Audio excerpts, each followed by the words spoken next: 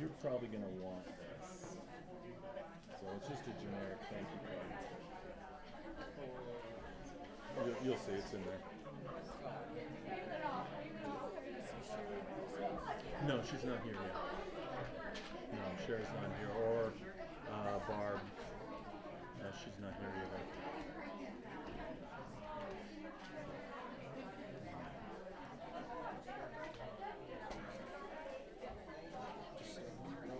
Throw it away.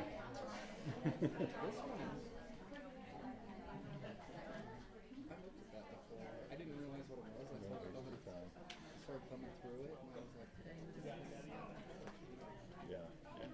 Yeah, it is. Don't waste your time.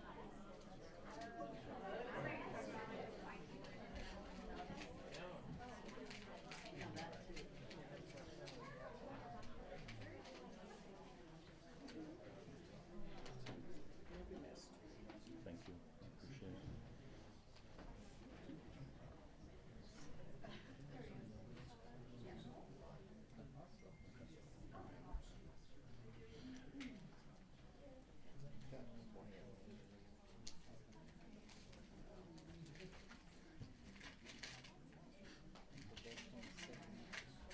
Pardon me?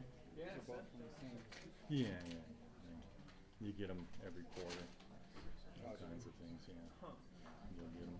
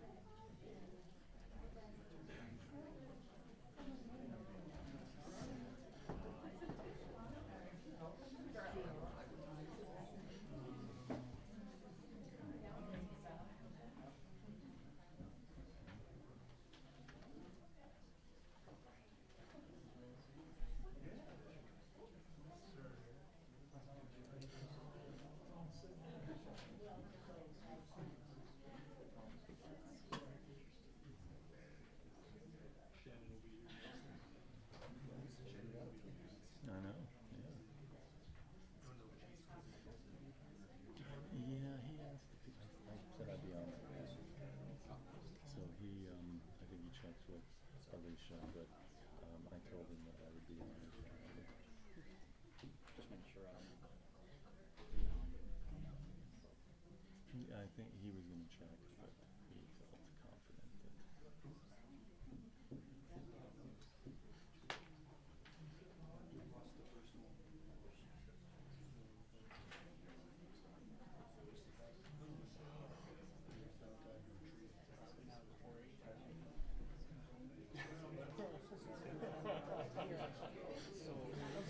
We're staying seated for this. So I'm going to stay seated for my little ditty, and then when it's yours, you decide how you want to do it. So I'm going to just take a moment to thank some people, and just here's Jim. So I'm just going to. I just have a few thoughts, and I want to share them, and just thanking them more people. So hopefully you don't care. If it is, you can fire me.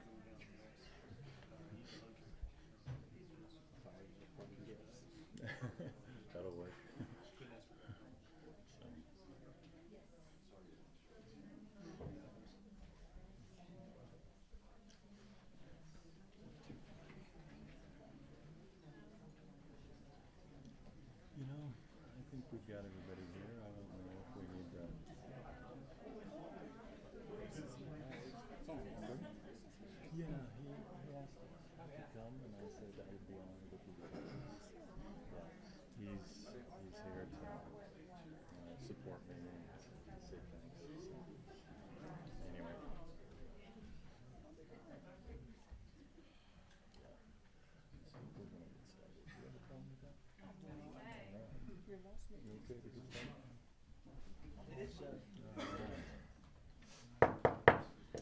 Call to order this meeting of the Monument Board of Trustees on this, the 16th day of April, 2018. Would everyone please stand for the Pledge of Allegiance?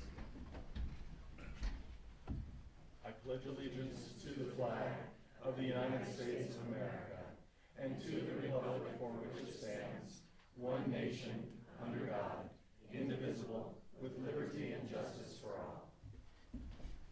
Ms. Hogan, would you take roll, please? Mayor Kaiser? Here. Trustee Bornstein? I'm here. Trustee Koopman? Here. Trustee Elliott? Here. Trustee Medlicott is noted absent.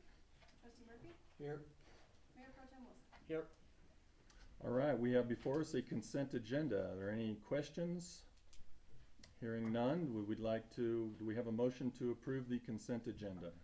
Motion to approve the agenda.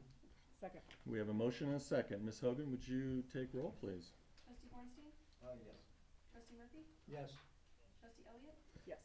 Trustee Koopman? Yes. Mayor Pro Tem Wilson? Yes. Mayor Kaiser? Yes, that motion passes 6-0. First up on the agenda, we have recognition for election judges. Ms. Hogan, would you? John Howell, would you come forward? I don't see any of my other election judges, but if you happen to be hiding, then, would you please come forward? Jackie Burnhands, Viola Hale, John Howell, Don Nichols, and Sharon Tynes. I just really wanted to give them some appreciation for the 25 hours that they spent verifying signatures and meticulously counting the ballots. They don't get paid much, so I thought we ought to at least congratulate them and thank them for their hard service.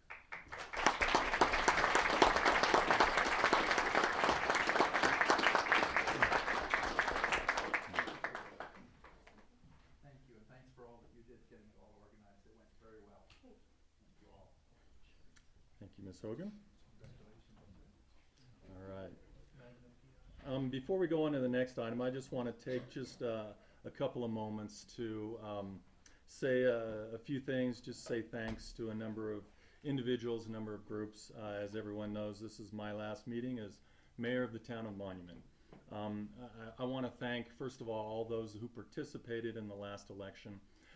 It's important that we have diverse opinions and ideas that we can all look at and evaluate, and to see what's best for our town as we move forward.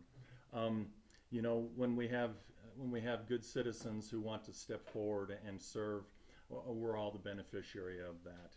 I want to congratulate Miss Trustee-elect Miss Clark and Mr. Stevens, and congratulate Trustee Elliott and Mayor Pro Tem Wilson, soon to be Mayor Wilson. I'm excited to look at the future of our town. You know, as we move forward, I think it's going to be an exciting time for us. We have a very bright future. I know I've had the distinct pleasure of working with Mayor Pro Tem Wilson for the last 2 years. He's an outstanding individual. He's served his country as a distinguished member of the Marine Corps. He knows that he knows the things that he wants to do and the things that are right. He has great character, and I know that as you guys for the next 4 years get to work with him, you too will see what an outstanding mayor he will be. I think he will probably be one of the best mayors the town of Monument has ever had, and there's been a number of good ones. I want to thank the citizens of the town for allowing me to serve them these last 8.5 years. It's been a real pleasure serving you and to working with you. I also want to take a moment to recognize our staff and our employees. We have the best staff and the employees in the state of Colorado. They are not what you'd call the government typical employees. They're individuals who care. They're individuals who put in extra time. They're individuals who want to do what's best. One of the things that I've tried to do in the background, so that everybody doesn't know, is I've tried to work hard to find, recruit, and then retain the best employees that we have. I think that that's been a large part of the town of Monument's success, is the staff and the leadership and the employees that we have. They work hard. It would probably not be appropriate for me to mention everybody. There's so many individuals. But I do want to take just one moment and recognize an outstanding individual, and that is our town treasurer and on and off town manager, Miss Pam Smith.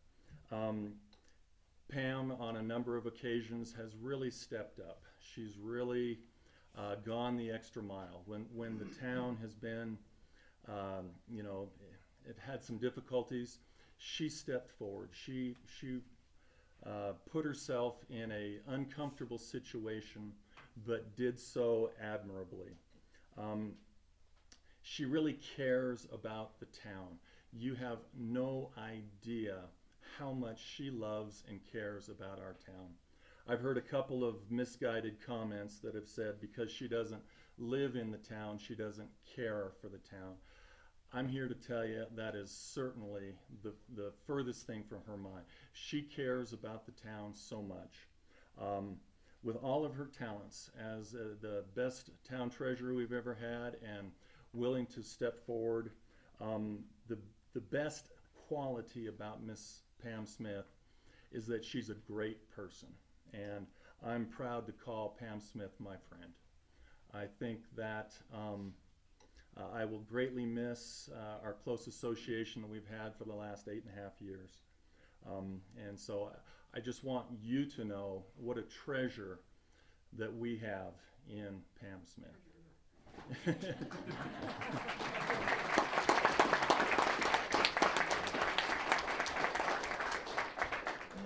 I'd also just like to take a moment and thank my family.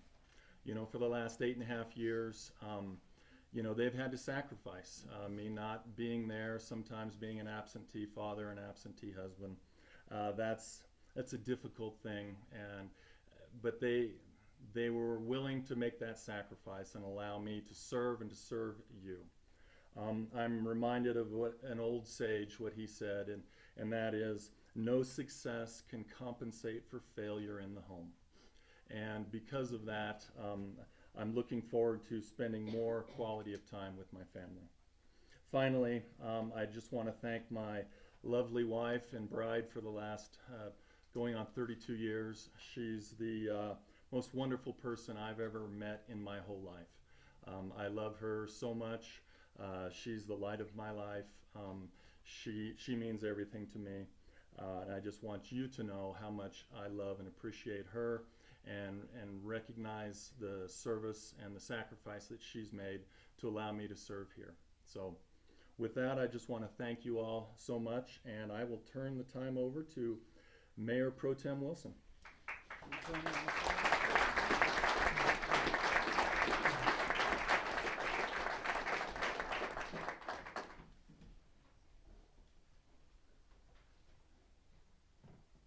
It is a privilege and an honor for me to get to show everyone's appreciation for you.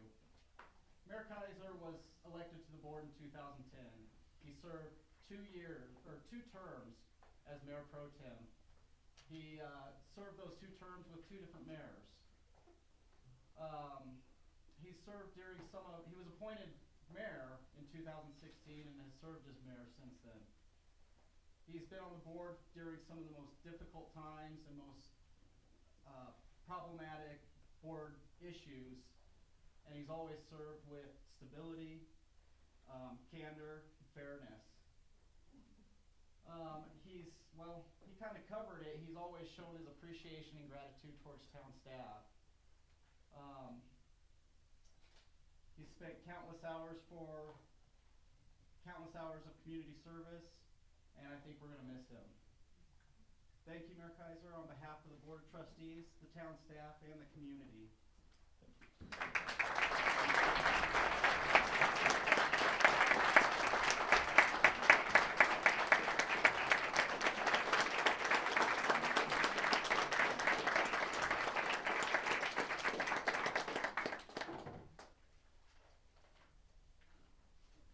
This gavel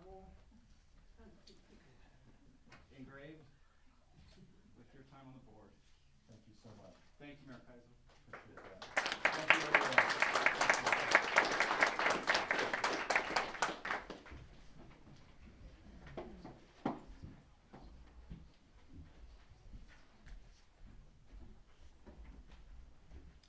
With that, as my last official act, I will turn the time over to Ms. Laura Hogan for swearing in of our new trustees and our new mayor. Okay, well, if the new trustees could come forward, take care of the last necessary item, which is your oath of office.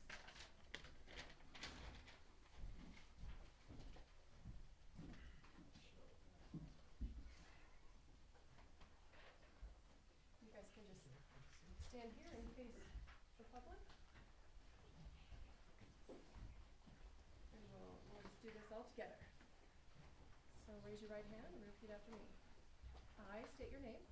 I, Kelly Elliott, Do solemnly affirm do solemnly affirm that I will support the Constitution that I will support the Constitution and laws of the United States, and laws of the United States, the Constitution and statutes Constitution and statutes of the State of Colorado, of the State of Colorado, and the ordinances and the ordinances of the Town of Monument, of the Town of Monument, and that I will faithfully perform the duties and I will faithfully perform the duties of the office of trustee of the office of trustee for the Town of Monument, for the Town of Monument, upon which I am about to enter. upon which I'm about to enter.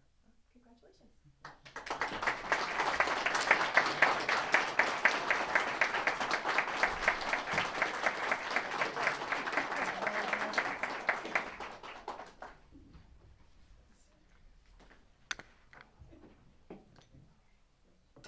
And we will do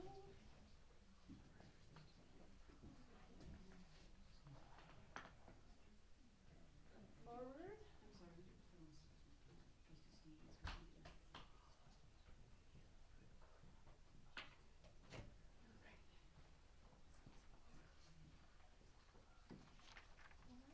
Raise your right hand and repeat after me. I, Don Wilson, I, Don Wilson, do solemnly affirm do solemnly affirm that I will support the Constitution that I will support the Constitution and the laws of the United States, and the laws of the United States, the Constitution and statutes the Constitution and statutes of the State of Colorado, of the State of Colorado, and the ordinances and the ordinances of the Town of Monument, of the Town of Monument, and that I will faithfully perform the duties and that I will faithfully perform the duties of the office of mayor of the office of mayor for the Town of Monument, for the Town of Monument, upon which I'm about to enter. upon which I'm about to enter. Congratulations.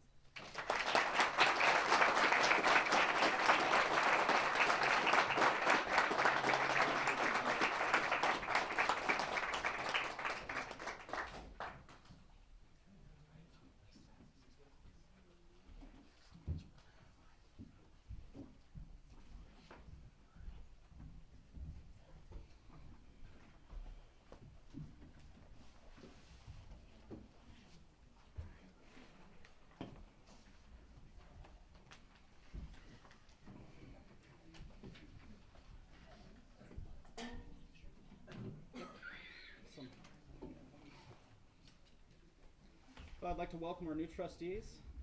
Thank you for volunteering. It's a pleasure to have you up here, and I look forward to it. With that being said, we'll move forward to Chief Shirk. You have a presentation.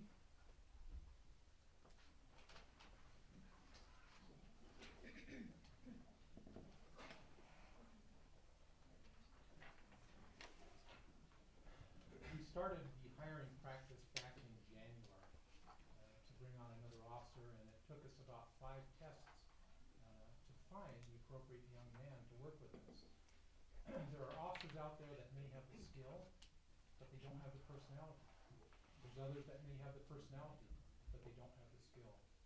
And this young officer, Zachary Burns, displayed both of those qualities and made it through a written test, made it through the assessment where they just really try to stress you out with the sergeants. They just throwing questions at you, made it through that, made it through a background investigation, which is designed to look for the dirt, because everybody has dirt, and our goal is to find that dirt, make sure you're truthful about it. Psychological exam, and then an interview with me. Proud Gary's good. But Zachary did well, and I'd like Zachary to come up at this time and swear him in. And Andrea, would you please come up too, his wife? Now, you're there to support him in this, but Zachary, if you'd raise your right hand and say after me, I, your name, Zachary Burns, do solemnly swear do solemnly swear that I will support the Constitution and the laws of the state of Colorado, that I will support the Constitution of the state of Colorado, laws of the state of Colorado, the laws of the state of Colorado, the Constitution of the United States, the Constitution of the United States, and the ordinances and the ordinances of the town of Monument, of the town of Monument, and to faithfully perform and to faithfully perform the duties of the office of police officer the duties of the office of police officer on which I am about to enter on which I am about to enter and to which I have been duly appointed. and which I have been duly appointed. Very good. Thank you.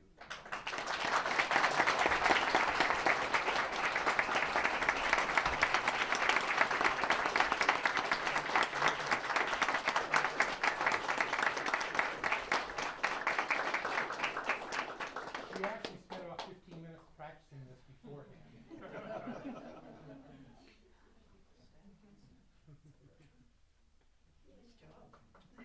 Welcome our newest officer.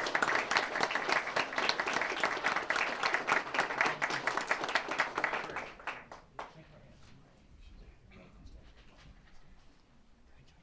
Welcome. Thank you.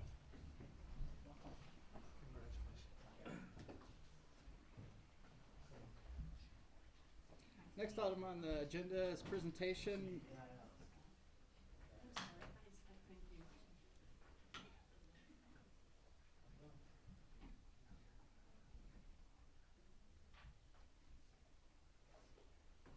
Next presentation is our Monument Downtown Review. Ms. Catherine Carell.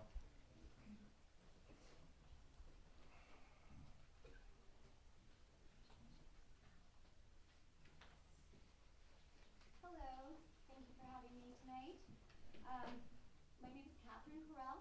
I'm with a group called Downtown Colorado, Inc. We've been working with Monument since last November around the downtown. I have a short presentation, so I'll just dive into that to be respectful of your time. What do I clean? Oh, there we go.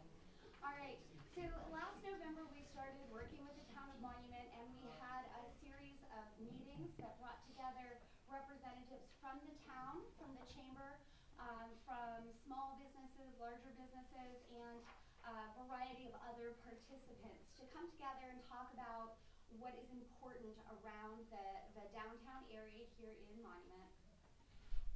We had a consulting team that included people from the Department of Local Affairs, from Downtown Colorado, Inc., from several private consulting firms that do everything from branding to community engagement, people from Colorado Springs Downtown Partnership, from Castle Rock Downtown Partnership, planners, lenders, and a variety of different skill sets to add thought and to advise Monument stakeholders.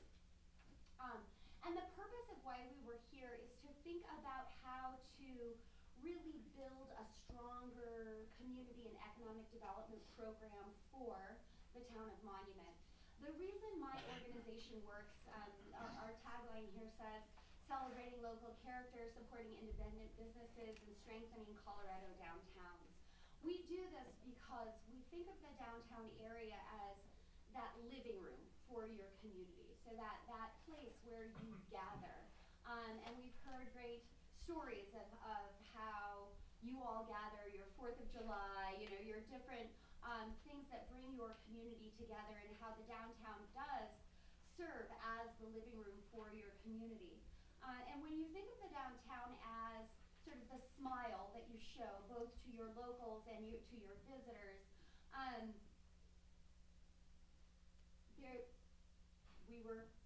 people shared with us that there were a few missing teeth in your smile, right? So when you think about it, you have these great businesses, you have these really vibrant and unique spaces with artists, with restaurants, with fun play spaces in your park, and people gathering together. But yet there's the spaces in between. And so is help you think about how do you really maximize on that downtown that you have, the historic character. You're going to be celebrating 140 years next summer. Did I get that number right? I did. Okay, 140 years next summer. So really thinking about how you want to keep your community centered around that smile, that living room, or if you will, the heart of the community going forward. So we have been meeting. There's a pretty strong community group. I work with communities all over the state of Colorado around downtowns. And you have a group of 20 to 30 people who are meeting monthly. And we wanted you to be aware of these meetings and be aware of some of the things that we have recommended that they are working on here in Monument. So, our initial meetings, we're looking at the ideas of placemaking, funding, and engaging locals. I will go into more detail about what those mean as we dive into this, but placemaking is really thinking about how do you capitalize on the unique aspects of your community. Funding is thinking about how do you get the resources to make all of these things happen, because nothing happens magically. And then really thinking about how you use that space to engage your community so that it can be a time for them to come together, share ideas, and it really becomes a space that your community and your local people are driving the future. So as we've been working, our 4 focus areas that we've narrowed down now are looking at branding, organizational development, placemaking, and wayfinding. And with those, there are numerous community people, from nonprofits like Tri-Lake Cares to small businesses, galleries. We have representatives from your school that come out. And it is very much citizen-driven in terms of talking about what they want to do. We've put together these boards around visioning around Monument out here, and there's several events planned and different components to drive the future of this. So organizational development includes looking at ways to support your downtown projects. There are a number of different things that we have recommended, and we have provided a report to the town, but thinking about resources, structures, tools, and people. So when you think about resources, it's really easy just to get into money. It doesn't always have to be money. It can be thinking about how you capitalize on the different partnerships and the different people that you can use to really activate your space. Many communities are doing this with very little budget, so it's not just about money. In fact, I think that oftentimes communities will throw money at something and they'll do a fabulous design. And what I see is that that design doesn't necessarily bring community or economic development. It might make a very pretty space, but that doesn't engage people all the time. So really thinking about how you can do all of those pieces together. We had a few ideas on organizational development. Thinking about 1 million cups of coffee. This is an effort taken from Castle Rock. This is their idea. They approved some money for their community development people to go out and meet with businesses over 1 million cups of coffee and just take people out to coffee and find out what they're interested in doing and how the town can really help them. Supporting downtown business participation and support. So you have a lot of really unique businesses, and you have some great business owners who are willing to show up and want to do something. That's something not every town has, but it's definitely something that you want to build on, because small businesses do struggle in our economy, and it's always a challenge to think about the future when you're in a small business where it can be a lot of roller coaster rides. Considering a Vista volunteer, we have a program and we help many small communities to get some additional staffing by having a full-time volunteer. This is similar to a Peace Corps volunteer, but it's here in the United States. I was a Vista volunteer. We have more information about that if you're interested. And then thinking about marketing campaigns for future things. So people have talked about downtown improvements. People talked about a senior center improvements, parks and rec.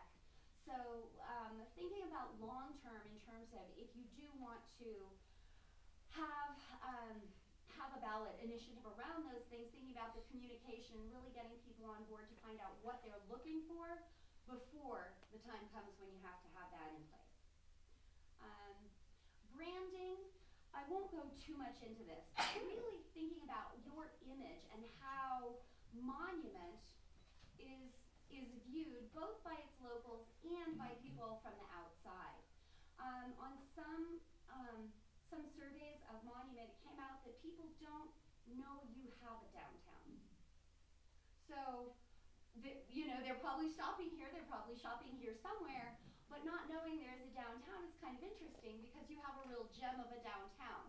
So, it's great to be a well-kept secret, and it's even better to be discovered, right? So, thinking about how you can reshape that image so that people are aware of all of the beautiful things that you have. And some of the ways that we've looked at this are really what you can do physically with some small improvements to engage people and bring some spark and some energy and some buzz around your downtown. We talked about different ways to do community engagement, creating and with the community engagement, thinking of fun things that give people an opportunity to say why they love Monument while they're contributing their ideas to how do we want to move forward. Having an ambassador program, so really being able to have community people share their story and tell their story to the rest of the world so that the rest of the world can find out how great Monument is. And then eventually, down the line, not right away, if you do decide you want to rebrand, bring in a professional. I have seen people try and do it themselves, and sometimes that can go south. So really doing that engagement piece first. The next step is around wayfinding. Wayfinding is the idea of making it easy for people to access. So thinking about where your different assets are and how are you guiding people to find them.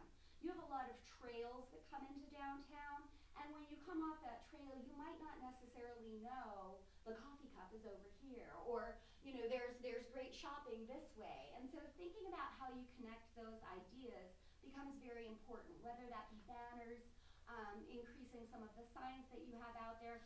So you can't necessarily see this, maybe you all can on yours, but we've highlighted on the map some priority areas, the vacant places that you have, and we've looked at different places that are sort of the boundaries of your downtown that you would want to highlight. What you want to do is really think about how you catch people on the outside and bring them in. Okay? And with that, thinking about signage, where you would place it, we've kind of mapped these things out for you. And thinking about how to enhance bicycle and pedestrian connectivity. There seems to be a lot of community interest in bike amenities and pedestrian amenities. Thinking about those pieces is something people got very passionate about. And then building on the connectivity. So having a place, clearly you're a great place for cyclists to come through, whether it be on the paths or in the town, pedestrians. I know that there were some plans and there was talk about crosswalks. Thinking about how you can kind of have fun with those things and do them so that they're unique.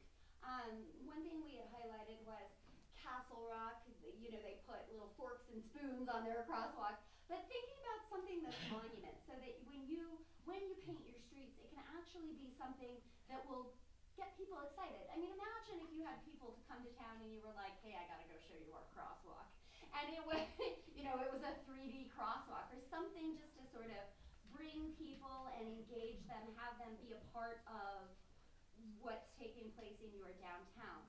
That is when you really open the door to the idea of placemaking and how you build on your your community assets to inspire inspiration and to inspire people to show their love to your town. Okay? Love is a key thing. And then I'm just going to flip through some pictures in just a second. So the objectives around placemaking were really thinking about how to engage your local property owners so that they can house some of the amenities like bike racks or murals or flowers or art displays.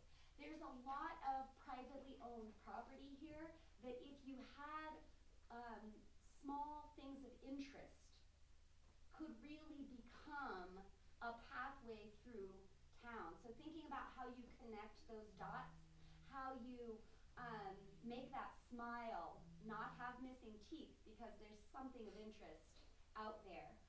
So whether that be lighting or window displays or seating, bike amenities, all of that can be used to connect the dots through your downtown. Developing a special program that large vacant properties can be activated for a short period of time. Some communities are doing, a beach for a weekend, and you just bring in sand and some lounge chairs, a bouncy castle with water, and people can just play. But thinking about how you can help those large vacant property owners build on their space. And then self-directed programming that explores arts with prizes. So you have a lot of artists, you have a lot of young people, thinking about ways that you can help to activate them and empower them to show their love. So that might be having a scavenger hunt where people can go and find things, or having trivia about the different art pieces that are in the art park. And then I do have some pictures that I want to show you. I love this mural. It says, "This is me, this is you, and this is we." And when I think about this is why I work with downtowns, and this is why I work with community and economic development. Because if you can bring together the people who are different from you, and you become that community, that's the place that people are drawn to. So when you're thinking about bringing in new young families to have kids in the school, to have houses, to start new businesses, these are the types of things that are bringing in new people. So when you think about long-term economic development initiatives, when you think about true community building, it is about that we, and how do you get to that we. And then I just put in some fun ideas. So this says this would be a nice place for a tree. Well, a lot of communities are thinking about how do you get people to put their ideas out there, whether it be chalk on a sidewalk. These are some things they did after Hurricane Katrina. It says, "Before I die," and then people would write things that they would like to do before they die. Or the one on the right says, "What would you like to see in this space?" And people can put a Post-it note up. Murals. So doing stuff simple with paint, but empowering and inviting your private property owners to do things like this, where this butterfly, this is in Littleton, and there's a butterfly, but imagine it said, "I love Monument" over the top of it, and everybody's taking selfies and putting them on Facebook. It becomes your own marketing for you. So just thinking about little ways to show love for your town.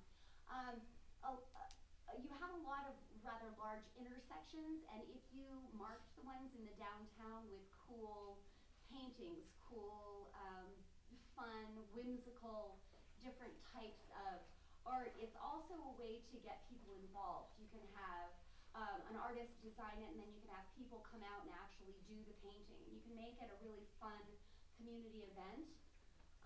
So we're seeing a lot of those types of things.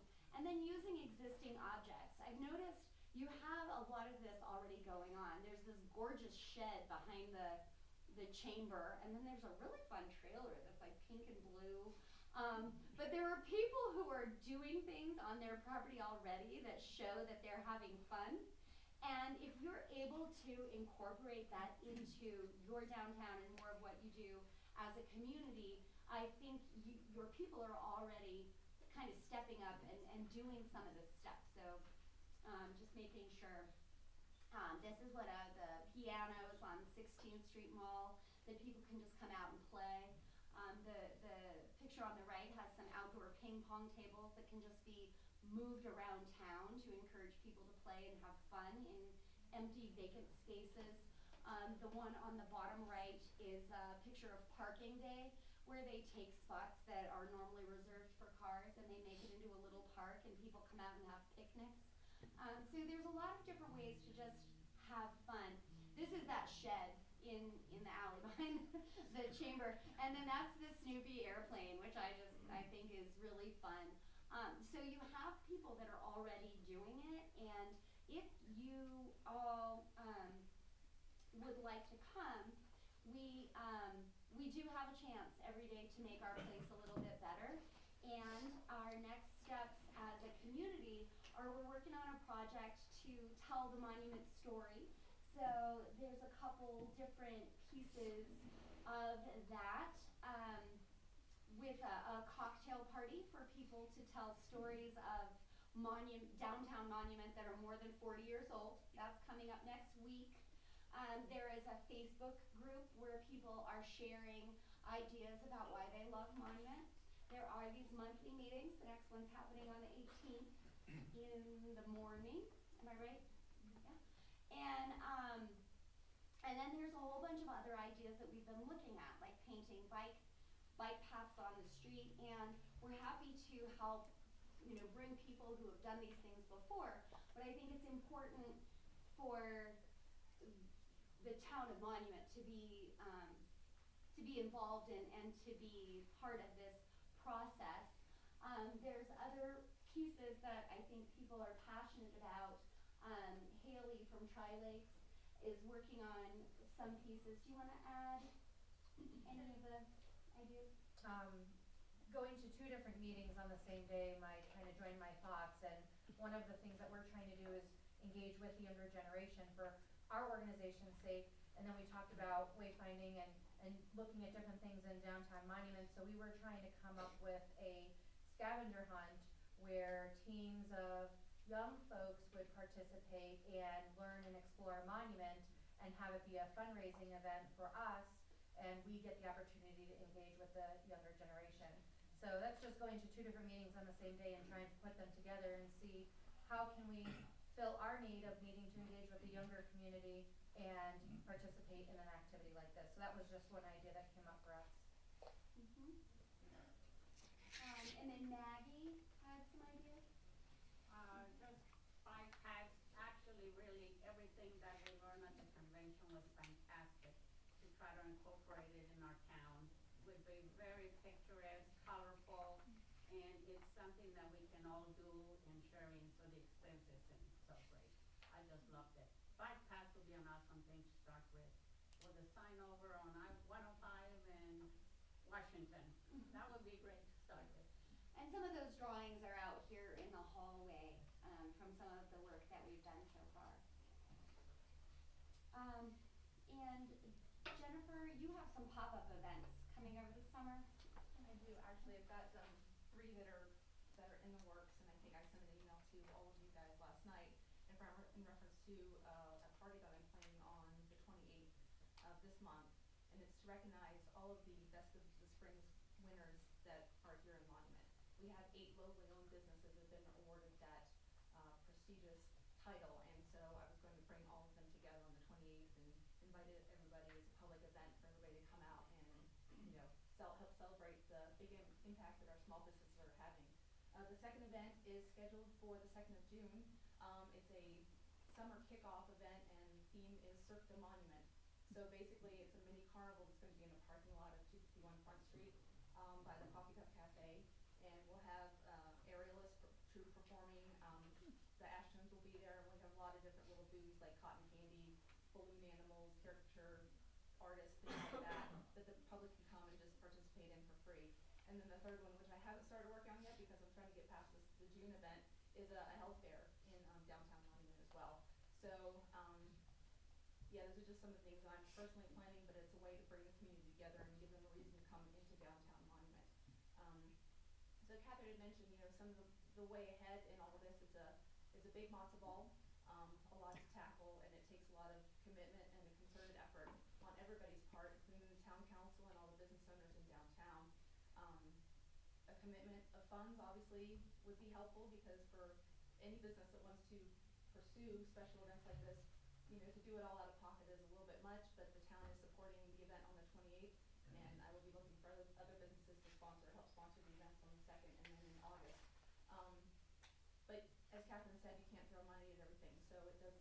commitment as well. And I think there are some businesses in downtown Monument that really want to bring the community together and create a feeling of family and just to be able to support businesses in doing those kind of things.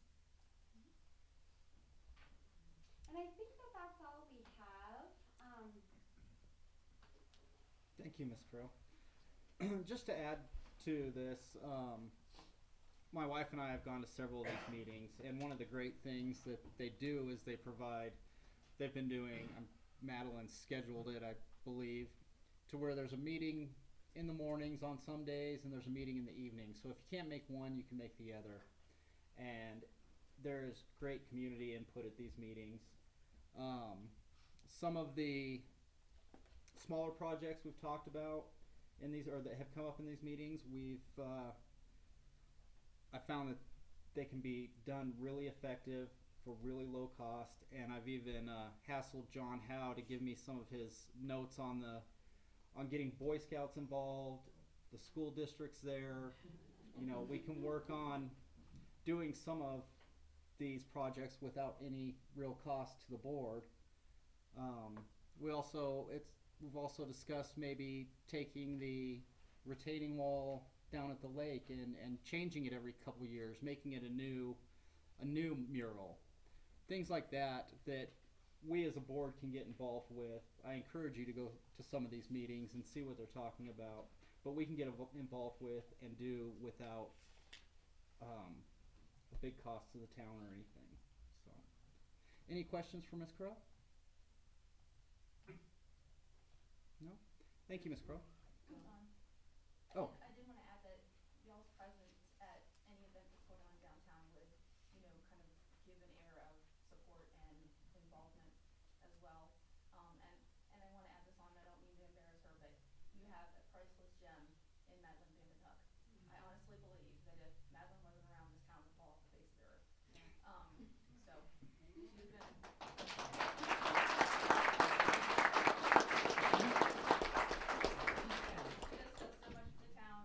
involved in everything, constantly looking for new ways to expose us and get us out there and get people involved. And so you can't lose her.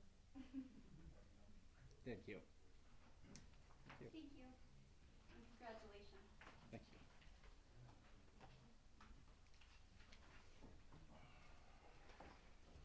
Next item up on the agenda, selection of Mayor Pro Tem, Ms. Corley.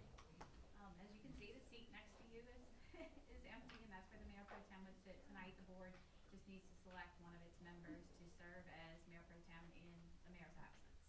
And last time we did this by nomination, but I understand that before that they've done secret ballots. Is that correct, Ms. Hogan? Secret. Well, I mean, not.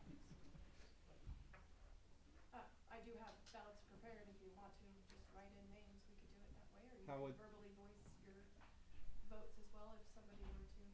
How would the board like to approach that? I like that idea. The ballots? We all put our finger on not it. That doesn't work. Apparently so. These are my high-tech index card ballots. Oh, yeah. Do you have a hat we drop them in? I'll get something, and then maybe Robert wants to tally them up for us.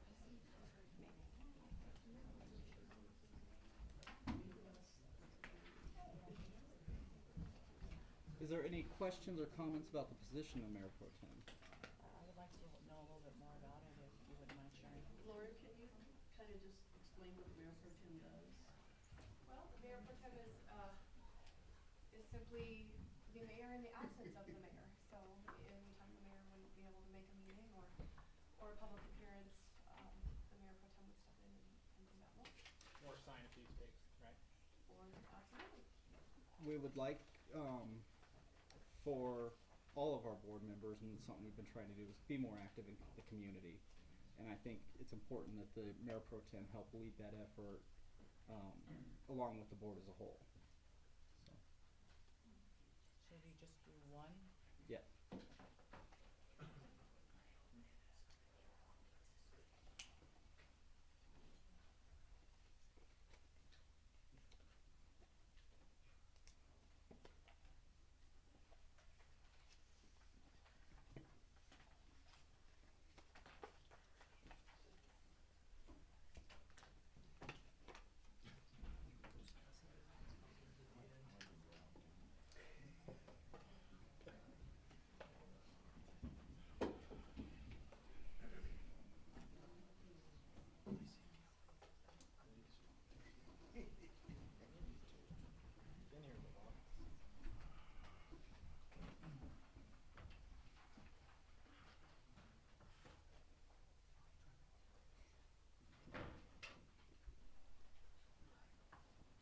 there some Jeopardy music that we can play? Would be quite appropriate.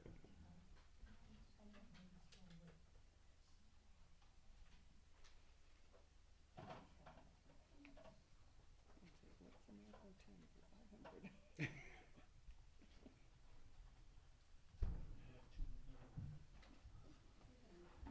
Kelly Elliott.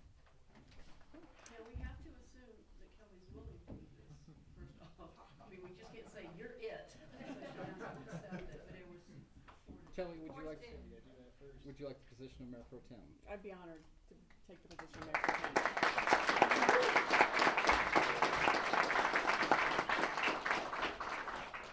Now you have to move to the right. Oh, I need to move. Can we all move down so there's not a gap? It's since we're a six-member board. You want me to move? Yeah, you should.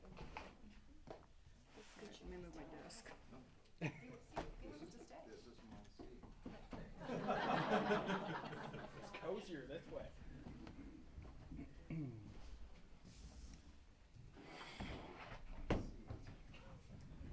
You pass her beverage. Oh, thank you.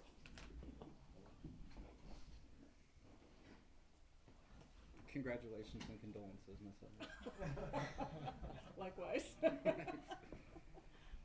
Next on our agenda, we have the appointment of trustee. Ms. Corley. Now that Trustee Wilson has been elected mayor, your trustee position is vacant, and so the board has the opportunity to appoint someone to that position or hold a special election to fill that position. And then the only caveat is if you don't appoint someone in the next 60 days, or then you will have to have a special election to fill that vacant trustee position. And this is again another area where there's not really a statute that tells you how you need to do it. So I think what you did last time, and I wasn't here, so someone who's here can correct me, but that you asked for like letters of intent from the community for those who were interested, and then invited them to come to the next meeting. And I don't know if you prepared questions. I'm not familiar with that part. If you just had them stand up and say something at that meeting, and then y'all voted. Actually, there were some prepared questions that were asked. It's almost like the board interviewed those candidates. I think we had 3, maybe 4. 3. And at that point, that was when we selected Colonel Murphy, which was an excellent choice. So it gives you the opportunity to see who is out there, who wants to serve, and then ask them questions to see how well you think they would relate to this current board, and if they would be effective as a trustee. Was that an application or just a letter of interest? I think Laura and I found letters of interest. Okay. Would the board like to proceed like that? Well, I was wondering about the, how would the questions happen? You're going to have to speak up because nobody can hear you. How does the questioning of the applicants, how did that happen? Was it just that they all came in together and we asked questions all together? Yes. And I think we pooled questions ahead of time, if I recall. The big question was, why do you want to serve now, and why didn't you run in the election? That'd be, a top question. But I think we pooled questions. I think there was the Q&A then with all the trustees. I think the letter of intent has some of that on it, or maybe not. Yeah, everyone indicated why they wanted to Why do be you want to serve? part of the board. Yeah, I don't think there was like a form that we put out ahead of time that said fill this out, answer these questions. I think that was given. Yeah, I Yeah. didn't find any application, but I did find letters of intent. Now, what you said when you asked for them, I'm not sure, but that's something that you could do tonight, is say, we'd like you to turn in a letter of intent and indicate why you want to be trustee, and why you didn't run. Sorry. Easy come, easy go. And we would get the letters of interest prior to the meeting so we could form some questions. Last time they were included in the board packet that went out before that meeting. And we Okay. did just kind of a publicity. We just put it out there as clearly as we could, and in as many formats as we could, that we were accepting those letters. Okay. Is it possible to entertain the idea of a special election to get from the general That is public? expensive, costly. How much does that cost? Good question. In the past, the elections have cost anywhere between $8,000 to $12,000. And it would have to be a mail ballot, and having just had this election, we've never done it by special election. We've always appointed when there's been a vacancy. But the voters were very interested in having a general election But we that I just polled. did. I mean, There's also a lot of blackout dates when you consider having a special election. And don't quote me on the numbers because I'd have to look it up, but I don't think you can have it 90 days within a primary. We have a primary coming up in June. You also can have it 180 days before your own regular municipal election. So there are windows that you have to have a special election in, and that may not be something that's feasible without doing that research. So I can't tell you that. if you were to get 3 to 5 to 20 applicants, we've never had more than 3 or 4. But if you were to get that number of applicants and they were to come in and you interviewed them, and there was nobody that struck you as a candidate that you would want to serve with on the board, then I think your next move would be an election. But I think you should see, it's more cost effective, and it is out. Usually the newspapers pick it up. It's on the website, social media. Madeline will have it out there. If you're interested, let us know. And people that have lived here for a while, or where people that follow the board meetings know when there's an open position, it can be filled. I guess a question I have that I have is 2 years ago was a special situation because we had somebody that resigned, somebody was appointed, open space. Not that we're under the gun to make a decision tonight, but is there any way to go back and look based on the elections, and if we had spots and then a spot open relative to that election, was it filled? How was it done? Because I think last 2 years with Mayor Kaiser coming on, it was a special situation. So I just like to see what we've done in the past, because I can't answer that. And maybe there's some track record or trending. We can look it up. At the last, a vacancy is a vacancy is a vacancy. How it gets there, I think, is kind of irrelevant. However, at the last vacancy we had, which was when Mayor Dominguez resigned and Mayor Kaiser Trustee Kaiser took on as mayor, it was suggested, because we had recently had an election, to look at the person that had the next most votes in the election that just occurred. And as a board at that time, which is different from the board that sits here now, for that particular one, it was decided that no, we want to talk to everybody out there that has an interest just to see. In the past, we would have to go back and look. I'm not aware that we've ever actually, normally the vacancies occur more often than not from someone moving, retiring, so it doesn't happen right at the time of an election when you have that to fall back on. But we can certainly go back as far as we've got records and see, what has our precedent been? How do we fill these things? I know how we filled it the last time, and like I say, I don't have a recollection of us ever using the person from an election with the next most votes. That doesn't mean anything because I'm getting old and I've been here a long time, so it could have happened. But it's something, certainly we can get that answer for you. And I don't know. I don't have this information at all. I think it's a good idea that we get some more information and maybe discuss a little bit more. More information on this process. It does look like 3 options then, essentially, which is we hold, a posting and interviews and make a decision, or special election, which will be default if we don't do anything in the next 60 days, or revert to the next highest vote, or there were 2 candidates, I know they were very close. So I think that would be the same thing as an appointment. Right. It would be a decision you made on how to. And that's an interesting point that you just made as well. When we look for appointments for any position, we typically put a call out for, at least that's been my experience over the past 2 years, we put a call out for anybody of interest. So should we change it now? Well, that would be, should we change it now? I think the appointment process works well if we're able to open it up to applicants or letters of interest that we receive, and then they come before the board, and we have the opportunity to ask the questions, and the people that are interested in it to actually attend the town hall meetings and hear what these people have to say in regards to why they want to be a trustee. That works really well. I've experienced that a couple of times since I've been on the board. And then from there, we vote. Once we've gone through all of the information that we receive in the board packet and face-to-face questioning, then we vote that night, whatever night in the future that is. That process also doesn't preclude the two candidates who were not elected from expressing interest and interviewing. Correct. I think the one thing we want to avoid is we want to be fiscally responsible from what, because we have a lot of things going on right now, so, you know.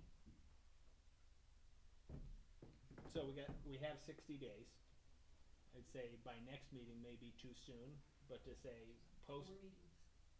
We have 4 meetings, I know. No, I mean 60 days sounds like a long time. No, It's no, I'm only just 4 saying meetings. the next meeting, you know, Right, yeah. 2 weeks from today, it might make sense to get the word out, bring in applicants or whatever, and, you know, send the information to the 2 other candidates that ran in this past election, and see what kind of response we get between now and the next meeting, and then at that point we can decide, let's bring them in at the following meeting and interview them and whatever the case may be. So you're saying move forward with the letters of interest? That makes sense at this point, at least to explore, not discounting the idea or the possibility of a special election. We may get there, not discounting going with the next highest votes or the least amount of votes. Who knows? But I think it's worthy of getting applicants and getting the word out now, since we do have a time clock. So here's a thought. 3 weeks before the next meeting, Yeah. because it's not, Okay. it doesn't fall 2 weeks from now, it falls 3 weeks, which gives us a little bit more time to gather up interest. Okay. Ms. I think it's Hogan, a great. question for you. We have candidates and we review them, and just a hypothetical for what happens if, and I'm hoping that we will not, but what happens if we have a 3-3 split? Where do we go from there? That's a very good question. Sounds like you would probably then wind up having the election if y'all couldn't come to a consensus. Which is, and that's probably something we want to avoid. Okay. Could you guys all talk louder? We can't hear you very well. Oh, I'm sorry. I was just asking relative to, we have candidates and the board reviews, and for some reason, hypothetically, we have a 3-3 split, what do we do? And I think Ms. Hogan shared, then we'd have to have a formal election, which we want to really avoid. So at this point, we're in agreements with moving forward for letters of interest prior to the next meeting? Yes. And say if the local media can help spread the word on that, then the website and the 2 other candidates as well.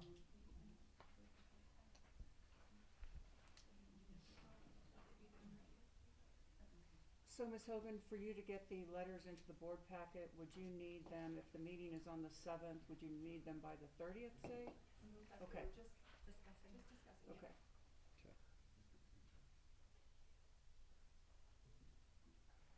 Okay, proclamations. Arbor Day. Mr. Tharnish, do you have anything to add to that proclamation?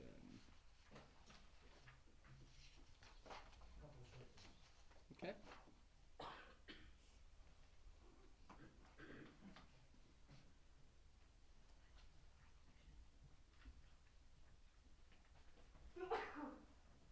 My understanding is there's going to be different people reading these proclamations. Yes. And then as soon as you're done, I'm just going to add some pertinent information to the general public so that they can participate in these. Okay, I'll go ahead with the first proclamation. Proclamation to mark April 27, 2018 as Arbor Day. In 1872, J. Sterling Morton proposed to the Nebraska Board of Agriculture that a special day be set aside for the planting of trees, and the holiday be called Arbor Day is now observed throughout the nation and the world. And whereas trees can reduce the erosion of our precious topsoil by wind and water, cut heating and cooling costs, and moderate the temperature, clean the air, produce oxygen, and provide habit for wildlife. And whereas trees in our town increase property values, enhance the economic vitality of business areas, and beautify our community. And whereas trees, wherever they are planted, are a source of joy and spiritual renewal. Now therefore, the Town of Monument Board of Trustees hereby proclaims April 27th, 2018 as Arbor Day in the Town of Monument and encourages all residents to support the efforts to protect our trees and woodlands. Proclaimed this 16th day of April 2018. Very good, thank you, Mr. Mayor. Arbor Day in this town has always been a very nice celebration. We have the opportunity to plant several trees every day on Arbor Day, and we invite the media there to take pictures. We try to get enough staff out there to make sure it's a nice, successful event. This year we're going to be planting trees on the north side of the 3rd Street trailhead. And that's a generally new area for us that the county, we acquired from the county about a year and a half ago. And there still hasn't been any final determination with what we're going to do with all that available acreage, but that could be a later discussion. The trees that are going to be planted are actually apple trees that were part of the Colorado Tree Coalition grant that the town received. And we actually picked these up from an area on the other side of the state in Montezuma County. And our town gardener was so kind to drive out there and pick all the trees up for us and bring them back. If you drive that area now, you'll see some of it's already tilled up a bit. We're getting ready. We're going to get water lines in there and things. So that's going to be a unique event. There's quite a bit of trees that are going to go in there, and they are very, I think, a Heritage Series apple tree. That's correct, Cassie?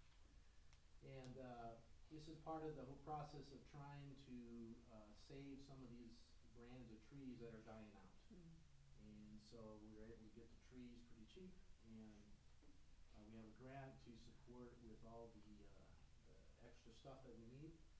And we look forward to planting those or starting an apple tree. And I know I've been asked, well, what do you do when all the apples get big and they start falling?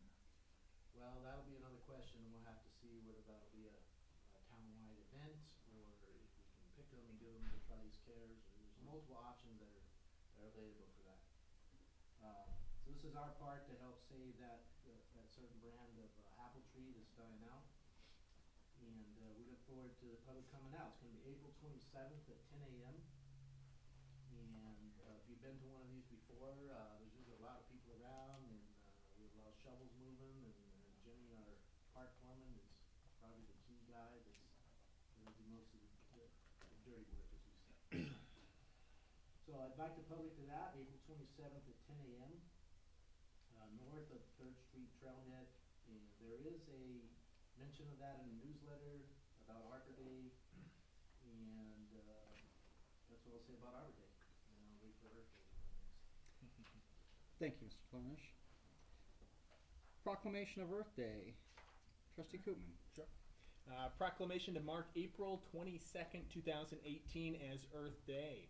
Whereas the global community faces challenges such as environmental degradation, climate change, food and water shortages, and global health issues, and it is understood that the citizens of the global community take action to create positive environmental change to combat the aforementioned global challenges, and a sustainable environment can be achieved on the individual level through educational efforts, public policy, and consumer activism campaigns, and it is necessary to broaden and diversify the environmental movement to achieve maximum success. Now therefore, the Town of Monument Board of Trustees hereby proclaims April 22nd, 2018 as Earth Day in the Town of Monument and encourages all residents to participate in programs and activities that will protect our environment and contribute to future sustainability. Proclaimed this 16th day of April 2018. Okay, with the Earth Day proclamation, again, this is an annual proclamation that we do every year. This year, on April 22nd, happens to fall on a Sunday. We actually have a support of an event on Saturday, April 21st, the Great America Cleanup Event. And our participation is mainly, we ask for volunteers, and then we also take the part of getting rid of everything that's collected in the bags, and we have our large dumpster in Public Works where we put that. So again, that's another event. What's a little different about this event is registration is required. So if you're gonna help participate in that, you need to go to the town's website, has a link, and also there is in the town newsletter. You need to click on that, because I believe there's paperwork that needs to be filled out for insurance reasons, for liability reasons. And there's also contacts in there to get a hold of people if you wanna participate in that. So that is gonna happen on Saturday, April 21st. That is at 9 o'clock in the morning, and I believe that's meeting at the 3rd Street Trailhead, the people that are volunteering here. Any questions on that? Any questions or comments from the board? Thank you, Mr. Thornish. Ms. Hogan, would you introduce our next speaker? Yes, I'd like to introduce Julie Crow. She's the Executive Director of El Paso County Department of Human Services. Thank you so much for having me. Do you want me to read the proclamation? Would you like us to read the proclamation first? Sure, and then maybe I'll make a few remarks. Lori? Okay, this is the proclamation to mark Child Abuse Prevention Month. Whereas we all play a role in preventing child abuse and neglect, and there are ways everyone can get involved to help a child, even those individuals who aren't raising a child or working with children every day. Just one person has the power to make an extraordinary difference in the lives of both children and families. Now therefore, the Board of Trustees of the Town of Monument, Colorado hereby proclaims its support for the continued collaborative efforts towards effective child abuse and neglect prevention and raising the level of awareness in the community, and hereby declares the month of April as Child Abuse Prevention Month. Thank you so much. And again, I'm Julie Crow. I'm the Executive Director of El Paso County Department of Human Services. I have our Child Protection Intake Manager, Crystal Grant, here with me. She has some little gifts for all of you. April is Child Abuse Prevention Month. We usually wear blue or wear something blue in April in honor of child abuse prevention. The pinwheel is the national symbol of preventing child abuse and neglect, because a blue pinwheel is a sign of a happy and whimsical childhood, one that we want every child to have in El Paso County and of course in the country. I certainly would like to thank Mayor Wilson and all of the trustees for having us here. And I was really impressed by the presentation about Monument Downtown Review and being a safe place, because one of the ways we can prevent child abuse and neglect is to have inviting and welcoming communities for our children. And so parks and activities for children are key. The carnival, the health fair, those are all things that support preventing child abuse and neglect. And so Crystal's passing out cards and pins. The cards have ways about preventing child abuse and neglect highlighted. The pins this year are a little bear that says El Paso County, so we hope that you'll wear your pins. And just to highlight kind of what the issue is in 2017 we had 15,800 reports of child abuse and neglect in El Paso County. And so we all play a role in preventing child abuse and neglect. And so far in 2018 we've already had 4,000 reports just in El Paso County of child abuse and neglect. And so certainly thank you to the Chief of Police, the schools, the business community, the faith-based community, the community partners. All of you play such an important role, and we just appreciate everything that you do to keep our littlest citizens in El Paso County and certainly in Monument safe. Thank you for all that you do. Thank you, ma'am. Questions or comments?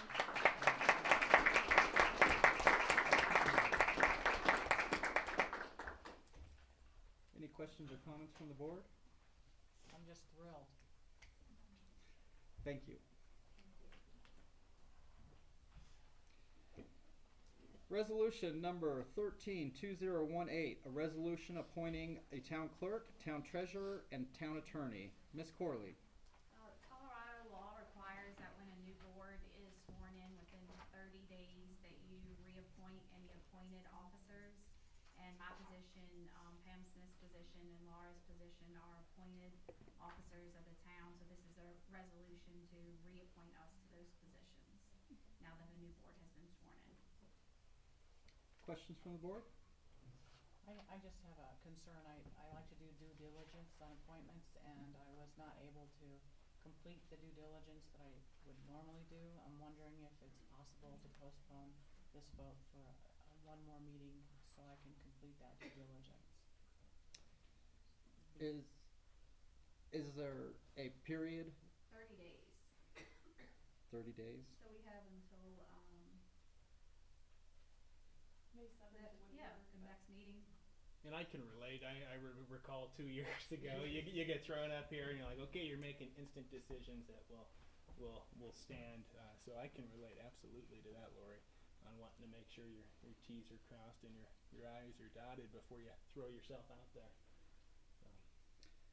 Okay. Would somebody like to make a motion?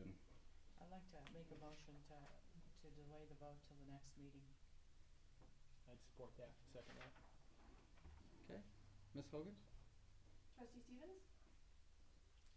Yes. Trustee Cooper? Yes. Mayor Wilson? No. Trustee Clark? Yes. Trustee Elliott? No. Trustee Bornstein? Yes. That motion passes 4-2. Thank you, guys. Next on the agenda, we have ordinance number 08-2018, an ordinance approving a zone change from RE1, Established Neighborhood Single Family Low Density Overlay District, to B, General Business District, for the property known as Lot 11-16, Block 16, North Monument Addition. Mr. Manning. AKA the daycare center. Mm-hmm. Right. Good evening, trustees.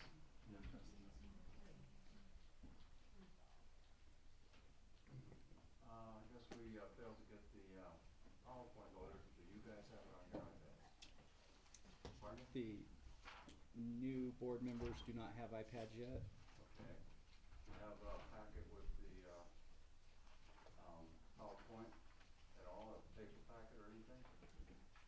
Yes, I see one. I have an extra. I'll lean over his shoulder.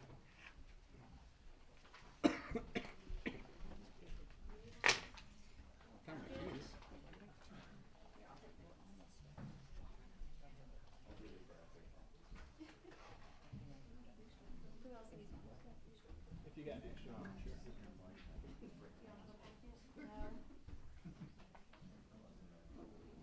We're good. Absolutely. Thank you. We do get Wi-Fi enough hooked up to see. I'm just saying hooked up.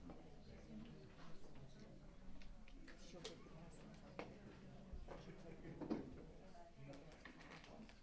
Anybody need another copy of that?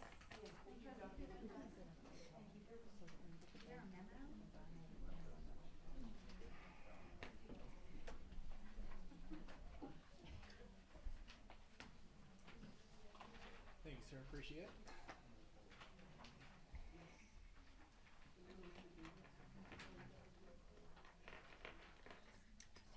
My first substitution for Jennifer. Here we go. She's keeping score. Pardon me? She's keeping score. I'm That's sure. what happens when you let your staff go on vacation.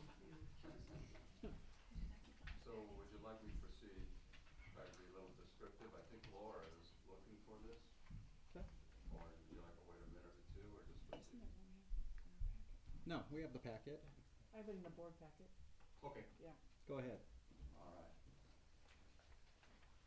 So this is a zone change in the downtown area. Following up with the presentation earlier, I think this is a positive step. The address is 77 3rd Street. Summary is that this particular piece of property is just over an acre in size. It's currently zoned R1, Established Neighborhood single-family low-density residential overlay district. The request is to go to the B General Business District. The existing building on site is currently vacant, but is previously used as both a church and then followed by a daycare center. Again, this is on the northwest corner of the intersection of Washington and 3rd. Building's about 7,000 square feet in size, and there's 30 or so parking places right out front right now. The applicant may embellish, but I believe they simply want the ability to market this to other businesses than the ones allowed in such as daycare and church in the R1 zone. The zoning surrounding it is B to the west and B to the south, and R1 to the north and the east across Washington and further to the north end of the block. The comprehensive plan designates this parcel as downtown, which further supports this particular request.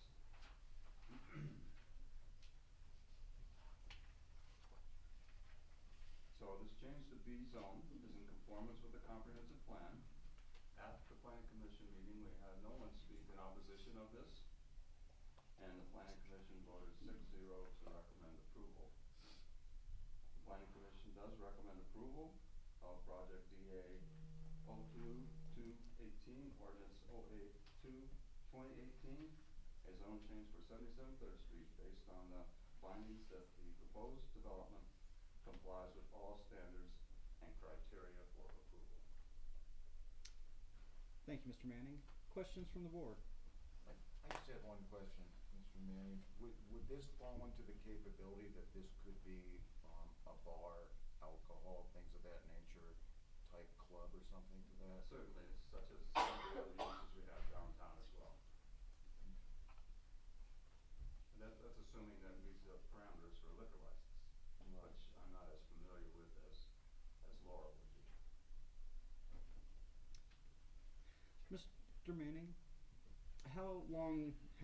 when was this a church? How long has it been a church/school? It was the church then a school. It had never been the same. And Right, but how long? I asked the applicant to speak to that. It was, I believe, a daycare when I got here, and 3 years ago.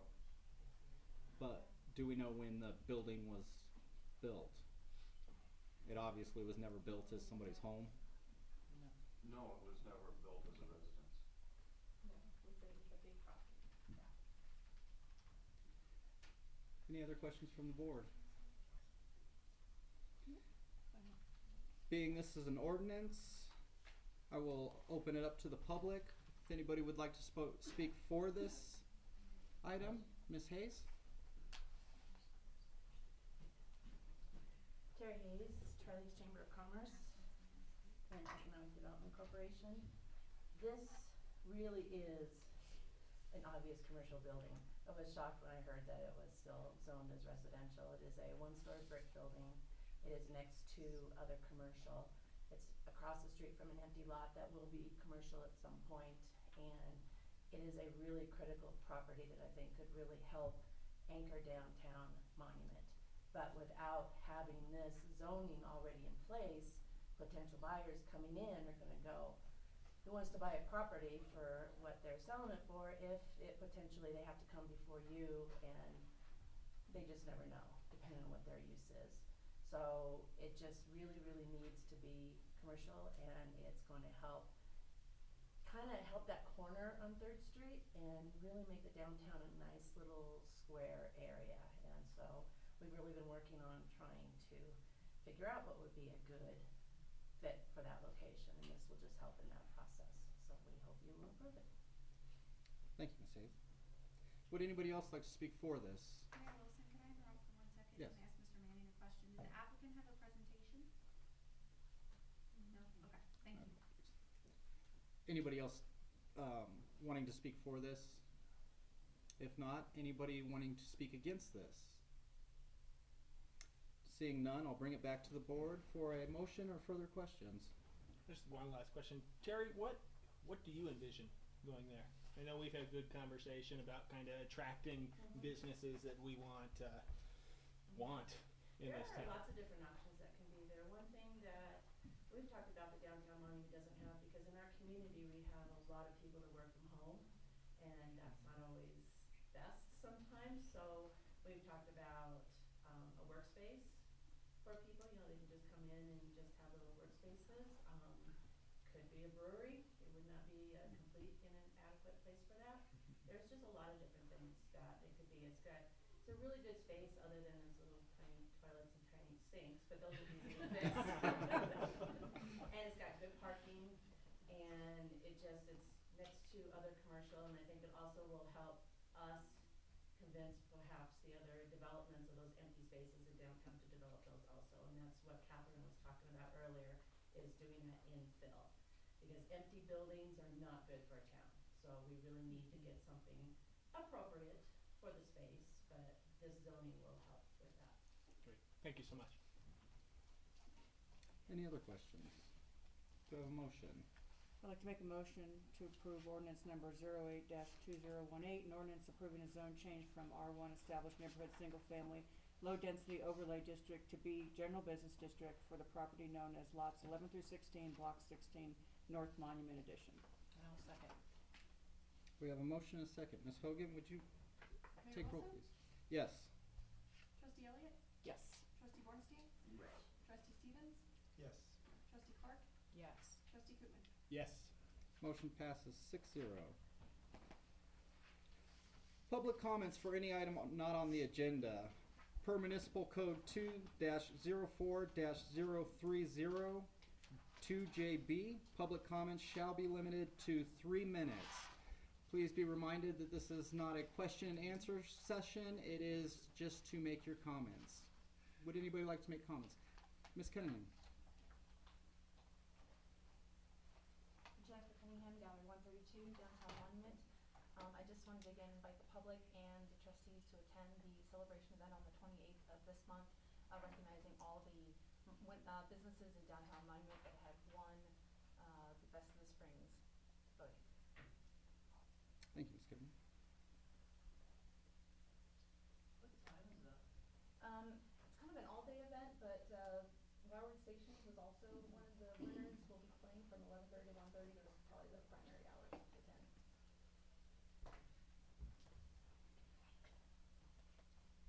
Anybody else for public comment? Yes.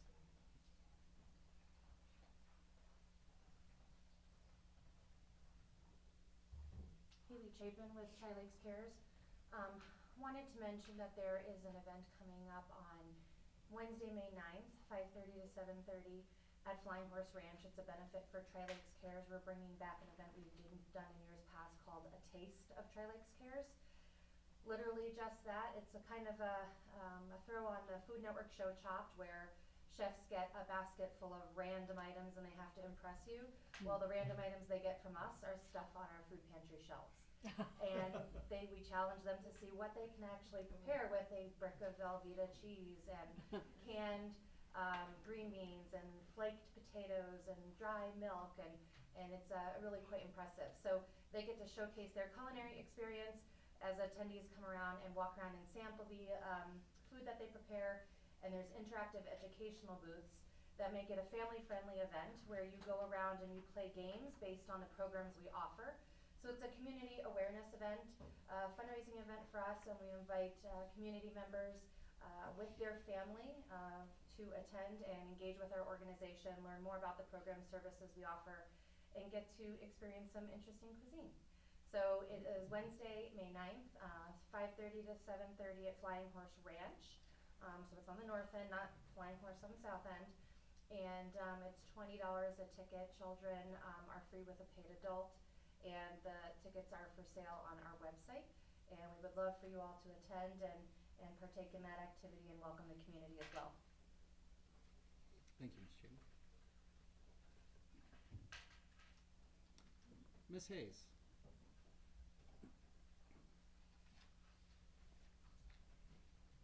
Terry Hayes again, Tri Lakes Chamber. I'm going to address this to everybody, but mostly Trustee Stevens and Trustee Clark. I'm with the Tri Lakes Chamber of Commerce, and each month we have a business after hours. and as part of the board of the Town of Monument, we invite you to attend anytime you would like. And with your permission, I would like to add your email addresses to our Monday e-newsletter so you know what's going on in the community. And our next one happens to be tomorrow night. And this is for everybody if you'd like to attend. They always in the Tri-Lakes area, which we describe the Tri-Lakes area from Interquest to County Line Road, actually including Larkspur, because we had one in Larkspur last month. So our next one's going to be at Overdrive Raceway, which is down off of North Gate. And then the one in May is actually going to be back up here in Town of Monument at 300 Days of Shine.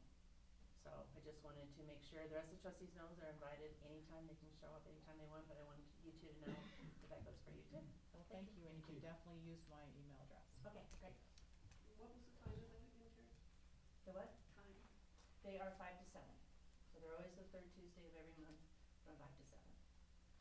I know myself, Trustee Bornstein, and Trustee Elliott, Trustee Murphy have all gone to some of those, and it's a great time to meet local business owners and business owners from around our area.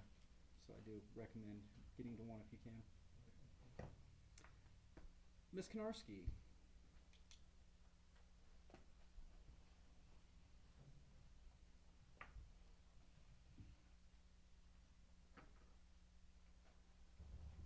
Good evening.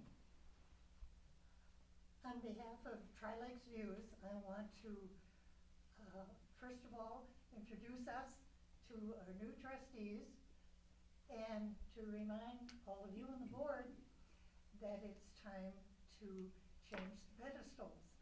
So tomorrow evening we will be making the choices for the new sculptures that will be on the pedestals this year. We, this year, had 180 applicants for positions in our little community. So it's going to be a tough choice, and we welcome you to be involved if you want to come tomorrow night and have a say. Mayor Wilson is also on our committee, and so he, I'm sure, will be there to bring your voice, but we always welcome you, and we look forward to inviting you to the celebration, which will be the end of May this year when we install them all.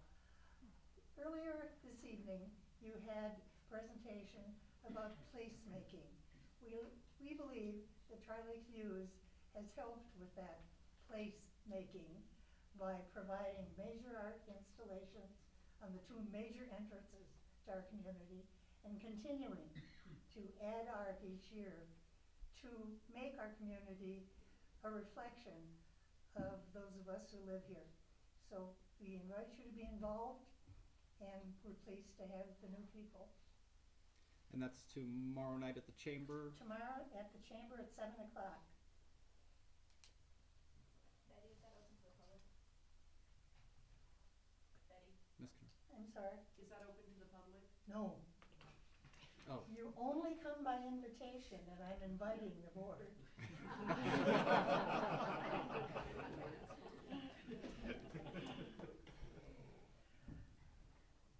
Is that the most applicants you've had so far? I mean, Well, that's an this is astounding the second year we have participated in an organization called Cafe Management. It's an online, it's open to the full country, and it's online for artists to make their applications. Unfortunately, a lot of artists don't read it real well, so I get photography and I get oil paintings. But we will have 66 different pieces to have to choose from tomorrow night. So it's going to be a real elimination. And they're coming this year from all over the United States. I had to turn down somebody from Colombia, but the pieces are the gamut of size, of style, of medium. So it should be an exciting exhibit this year, and it is amazing for a little community like ours. We will be installing anywhere from 10 to 12. Kind of depends on how many arms I can twist along downtown to still let us have new locations for art, because the landowner must provide insurance for the art. So it's something to have to consider. But we're continuing to expand every year, and we've had some interesting pieces. Thank you, Ms. Konarski. Any other public comments? Yes, ma'am. Hello, I'm Allison Robenstein. I'm a resident of El Paso, and I also write for the OCN. I've been writing for 6 months, so I'm still learning how things work. But I was just wondering, when you appoint the town clerk and treasurer and attorney, will you also be putting the town manager back in? I wasn't sure how that worked. Thank you. Alicia. Not it.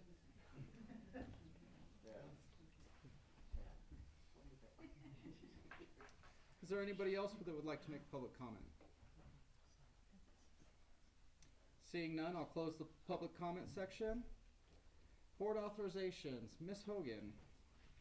Well, the Girls of the West, Pikes Peak for Best Rodeo has requested to give you their annual presentation.